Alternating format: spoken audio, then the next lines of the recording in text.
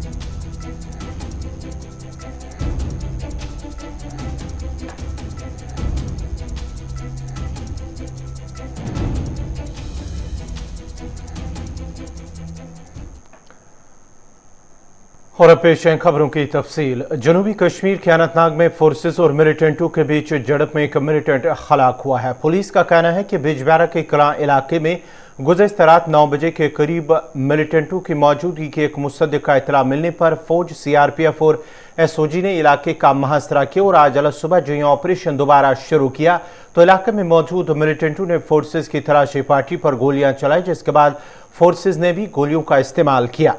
Forces और मिलिटेंटों के बीच कुछ देर तक गोलियों का तबादला जारी रहने के बाद फोर्सेस ने एक मकामी मिलिटेंट को हलाक किया है। हलाक हुए मिलिटेंट की शिनाख्त काड़ीपुरा अनंतनाग के रहने वाले फ़हीन बट के बतौर हुई है। उधर IGP कश्मीर विजय कुमार ने बयान में कहा है कि हलाक हुए मिलिटेंट बिजबेहरा में ASI मोहम्मद अशरफ के कत्ल में मुलविस था। याद रहे कि गुज़श्ता 24 घंटों के दौरान जनूबी कश्मीर के 3 अलग अलग मकामात पर झड़पें हुई हैं, जिस दौरान 5 मिलिटेंटों को हलाक किया गया है। गुज़श्ता सुबह शुपा इलाके में एक एनकाउंटर हुआ है, जहां पर 2 मिलिटेंट हलाक हुए हैं। उसके बाद ही बाद दोपहर हरदमीर त्राल में भी झड़प में 2 मिलिटेंट हलाक हुए हैं और रात देर गए अनंतनाग के बिजबेहरा इलाके में भी ऑपरेशन शुरू किया गया और आज सुबह इख्तिताम पजीर हुआ, जिस दौरान 1 मिलिटेंट हलाक हुआ है।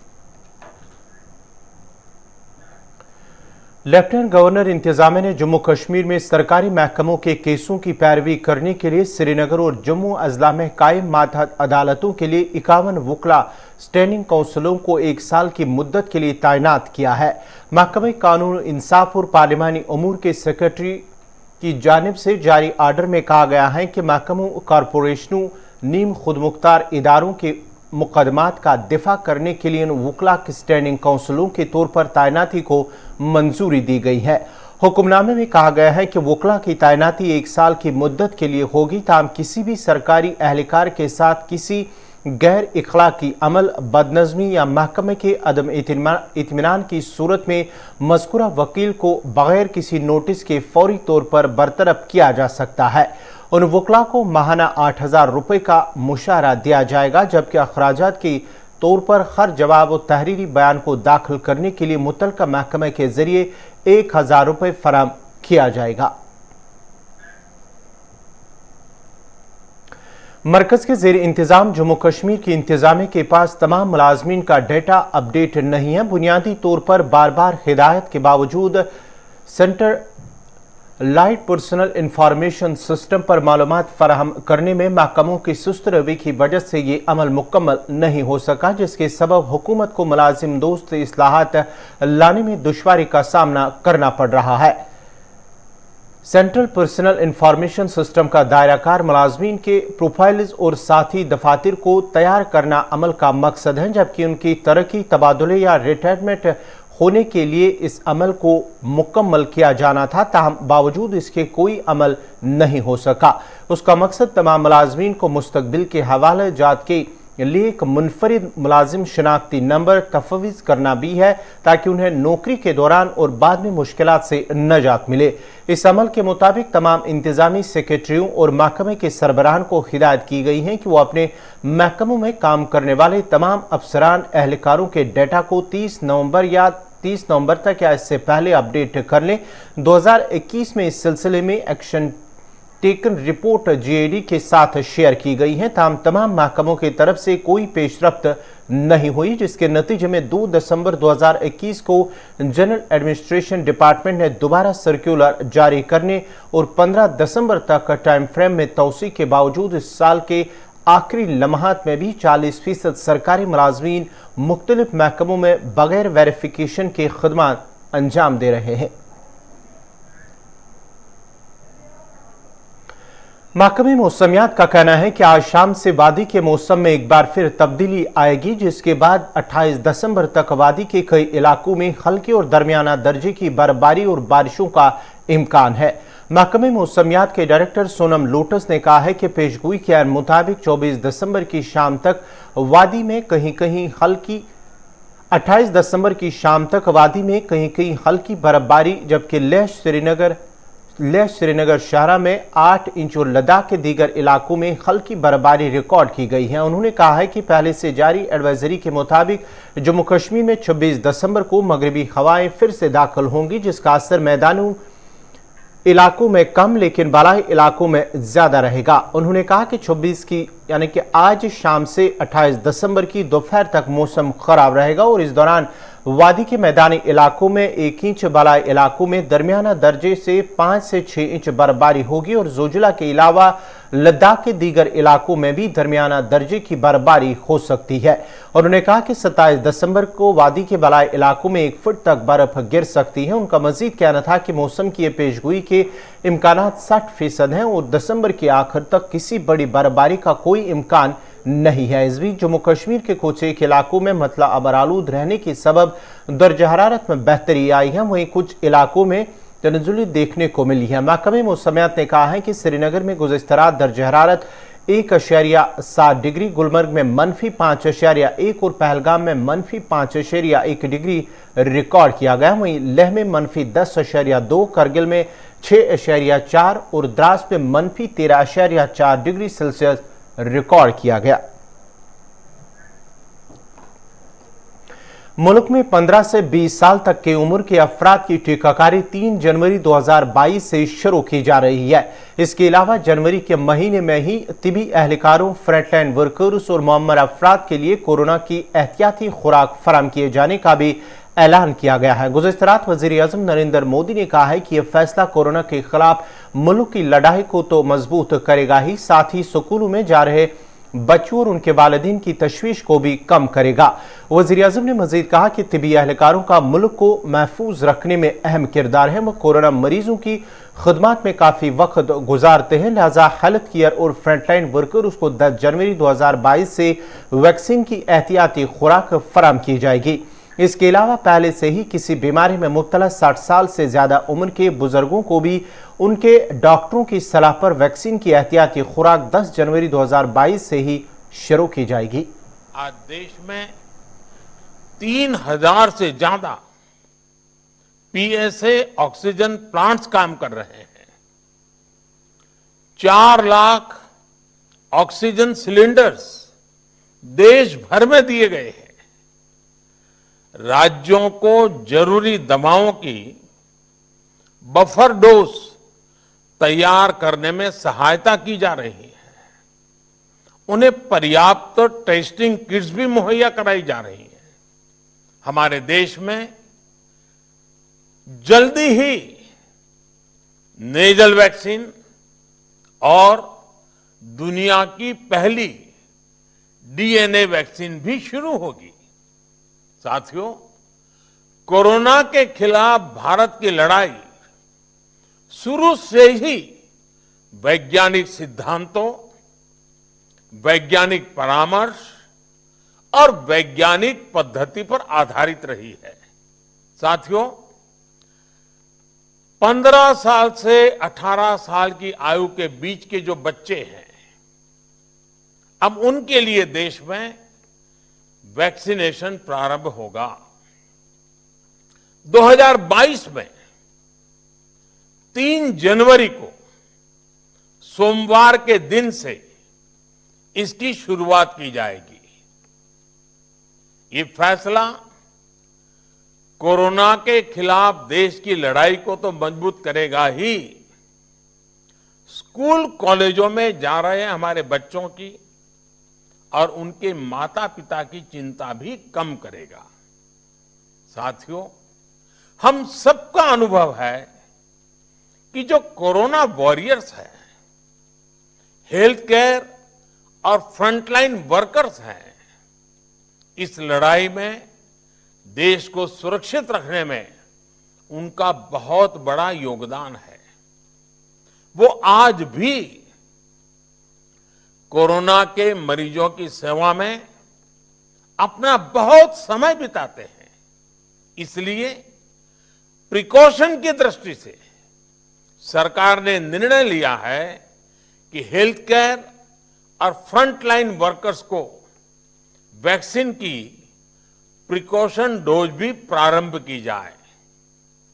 इसकी शुरुआत 2022 में 10 जनवरी सोमवार के दिन से की जाएगी। साथियों, कोरोना वैक्सीन का अब तक का ये भी अनुभव है कि जो अधिक आयु वाले हैं और पहले से ही किसी न किसी गंभीर बीमारी से पीड़ित है, उन्हें प्रिकॉशन लेना सलाह योग्य है। इसको ध्यान में रखते हुए 60 वर्ष से ऊपर की आयु के कोमॉर्बिडिटी वाले नागरिकों को उनके डॉक्टर की सलाह पर वैक्सीन की प्रिकॉशन डोज का विकल्प उनके लिए उपलब्ध होगा। मुल्क में तिबी एहलकारों, फ्रंटलाइन वर्कर्स और 60 से ज्यादा उम्र के बुजुर्गों को कोरोना वैक्सीन की इजाफी एहतियाती खुराक फराम करने पर कांग्रेस के साबिक सदर राहुल गांधी ने रद्दअमल जाहिर करते हुए कहा है कि हुकूमत ने उनकी सलाह मान ली है और ये एक सही कदम है। ख्याल रहे कि वज़ीर-ए-आज़म नरेंद्र मोदी ने ऐलान किया है कि तिबी एहलकारों और फ्रंटलाइन वर्कर्स के अलावा 60 साल से ज्यादा उम्र के लोगों को बूस्टर डोज फराम करने का सिलसिला 10 जनवरी 2022 से शुरू कर दिया जाएगा। इसके अलावा उन्होंने 15 से 18 साल की उम्र के बच्चों की 3 जनवरी से टीकाकारी शुरू करने का भी ऐलान किया है। वज़ीर-ए-आज़म नरेंद्र मोदी ने आज अपने रेडियो प्रोग्राम मन की बात के जरिए कौम से खिताब किया है। ये मन की बात प्रोग्राम का 84वां एडिशन था। उन्होंने मुल्क में कोरोना वायरस और ओमिक्रॉन के हवाले से आवाम से एहतियात बरतने की अपील की है। प्रोग्राम के दौरान वज़ीर-ए-आज़म ने कहा है कि वैक्सीनेशन में मुल्क ने बड़ा हदफ हासिल किया है। भारत के और मानवता के उज्जवल भविष्य के लिए एक तरह से गारंटी देता है। साथियों, ये जनशक्ति की ही ताकत है, सबका प्रयास है कि भारत 100 साल में आई सबसे बड़ी महामारी से लड़ सका। हम हर मुश्किल समय में एक दूसरे के साथ एक परिवार की तरह खड़े रहे। अपने मोहल्ले या शहर में किसी की मदद करना हो, जिससे जो बना उससे ज्यादा करने की कोशिश की। आज विश्व में वैक्सीनेशन के जो आंकड़े हैं, उनकी तुलना भारत से करें तो लगता है कि देश ने कितना अभूतपूर्व काम किया है, कितना बड़ा लक्ष्य हासिल किया है। वैक्सीन की 140 करोड़ डोज के पड़ाव को पार करना प्रत्येक भारतवासी की अपनी उपलब्धि है। ये प्रत्येक भारतीय का व्यवस्था पर भरोसा दिखाता है, विज्ञान पर भरोसा दिखाता है, वैज्ञानिकों पर भरोसा दिखाता है और समाज के प्रति अपने दायित्वों को निभा रहे हम भारतीयों की इच्छा शक्ति का प्रमाण भी है। लेकिन साथियों, हमें ये भी ध्यान रखना है कि कोरोना का एक नया वेरिएंट दस्तक दे चुका है। पिछले 2 वर्षों का हमारा अनुभव है कि इस वैश्विक महामारी को परास्त करने के लिए एक नागरिक के तौर पर हमारा खुद का प्रयास बहुत महत्वपूर्ण है। ये जो नया ओमिक्रॉन वेरिएंट आया है, उसका अध्ययन हमारे वैज्ञानिक लगातार कर रहे हैं। हर रोज नया डेटा उन्हें मिल रहा है, उनके सुझावों पर काम हो रहा है। ऐसे में स्वयं की सजगता, स्वयं का अनुशासन कोरोना के इस वेरिएंट के खिलाफ देश की बहुत बड़ी शक्ति है।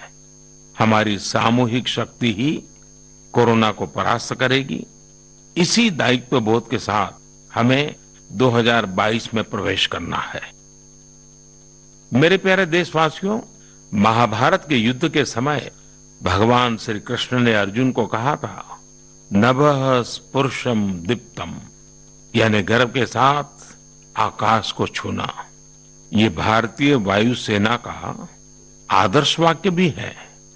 मां भारती की सेवा में लगे अनेक जीवन आकाश की इन बुलंदियों को रोज गर्व से छूते हैं, हमें बहुत कुछ सिखाते हैं। ऐसा ही एक जीवन रहा ग्रुप कैप्टन वरुण सिंह का। वरुण सिंह उस हेलीकॉप्टर को उड़ा रहे थे जो इस महीने तमिलनाडु में हादसे का शिकार हो गया। हिंदुस्तान में कोरोना वायरस के ओमिक्रॉन वेरिएंट के केसेस में लगातार इजाफा दर्ज किया जा रहा है। मरकजी वजारत सेहत के आदाद शुमार के मुताबिक मुल्क में ओमिक्रॉन के मामलों की मजमूई तादाद 422 हो गई है। महाराष्ट्र और दिल्ली में ओमिक्रॉन के सबसे ज्यादा 108 और 79 मामलों की तस्दीक की गई है। दरियास्ता ओमिक्रॉन के 422 मरीजों में से 130 मरीज शिफायाब भी हो चुके हैं। उधर मुल्क में कोरोना वायरस के केसेस में भी इजाफा हो रहा है। मरकजी वजारत सेहत की जानिब से गुज़श्ता 24 घंटों के दौरान एदाद शुमार जारी किए गए हैं। उसमें मुल्क में 24 घंटों के दौरान कोरोना के 6,987 नए मामलों की तस्दीक की गई है। इस दौरान 7,091 मरीज शिफायाब भी हो चुके हैं, जबकि 162 अफराद की जान चली गई है। ओमिक्रॉन के खदशात के पस मंजर में वज़ीर-ए-आज़म नरेंद्र मोदी ने गुज़श्ता रोज़ कौम से खिताब के दौरान 3 बड़े ऐलानात किए हैं, जिनमें से 15 से 18 साल के बच्चों को कोरोना की जरूरी वैक्सीनेशन लगाए जा रहे हैं। इसके साथ ही उन्होंने फ्रंटलाइन वर्कर्स, हेल्थ वर्कर्स और 60 साल से ज्यादा उम्र के बीमार लोगों को बूस्टर डोजेस देने का भी ऐलान किया है। ऑल इंडिया मजलिस इत्तेहादुल मुस्लिमीन के सरबराह असदुद्दीन ओवैसी ने उत्तर प्रदेश के वज़ीर आला योगी आदित्यनाथ पर तंज करते हुए कहा कि वज़ीर आला योगी जगहों के नाम बदलने की बुखार में मुब्तला हो चुके हैं। उन्होंने कहा है कि अगर वज़ीर आला योगी से सवाल किया जाए तो वो कहेंगे कि जिला के नाम की वजह से बुखार आया है, वो जगहों के नाम बदलने के बुखार में मुब्तला है। फिरोजाबाद में अगस्त सितंबर में बुखार आया तो मीडिया ने लिखा कि 45 से लेकर 200 के दरमियान में मासूम बच्चों की मौत हो गई।